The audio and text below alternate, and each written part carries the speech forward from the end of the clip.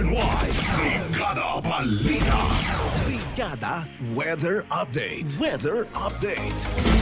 Mga kabrigada, isa ng ganap na bagyo ang low pressure area na binabantayan ng Pag-asa kaninang alas 2 ng madaling araw. Ayon sa Pag-asa ngayon, isa ng tropical depression at tatawagin itong Bagyong Bising. Muli itong namataan sa layong 200 kilometers west ng Calayan, Cagayan. Taglay nito, ang lakas ng hangin aabot sa 45 kilometers per hour malapit sa gitna at pagbugsong aabot naman sa 55 kilometers per hour at kumikilos patimog kanluran sa bilis na 20 kilometers per hour. Itinaas na rin ng Pag-asa ang tropical cyclone wind signal number 1 sa western portion ng Babuyan Islands, partikular na sa Calayan at Talupiri. Gayon din sa Pagudpod, Bangi, Burgos, Pasukin, Dumalneg at Ilocos Norte, mga kabrigada.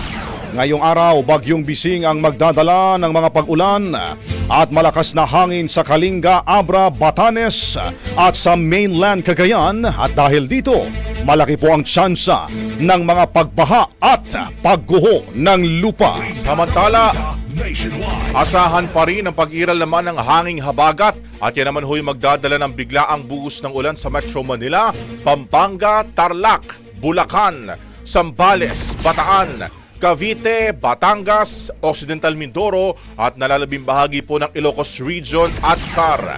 Maulap na kalangitan naman at may karat-karat na pag-ulan ang aasahan sa Visayas, Dinagat Islands, Surigao del Norte at nalalabing bahagi ho ng Luzon.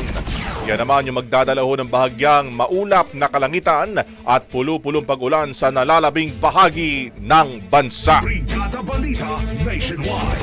Dahil dyan, suspendido pa rin ang klase sa ilang mga lugar sa Pilipinas ngayong araw.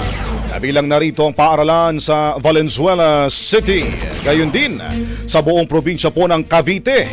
Kabilang na ang buong Imus City kung saan sinuspindi ang klase mula elementarya hanggang senior high school. Sa Bataan at sa Abra, suspendido naman ang klase sa lahat ng antas. Hindi rin papasok ang mga estudyante sa lahat ng antas sa Ilocos Sur. Kabilang ho ang mga bayan ng Tagudin at Sudipen sa La Union.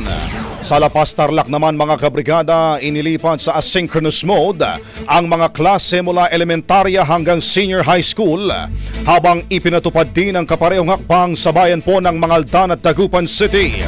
Suspendido na rin ang klase sa lahat ng antas sa ilang bahagi po ng Pangasinan, kabilang ang Manawag, Poso Rubio at Umingan. Brigada Balita Nationwide. Ang bahaging ito ay hatid sa atin ng DriveMax Herbal Capsule. Lalaking angat, tumatagal.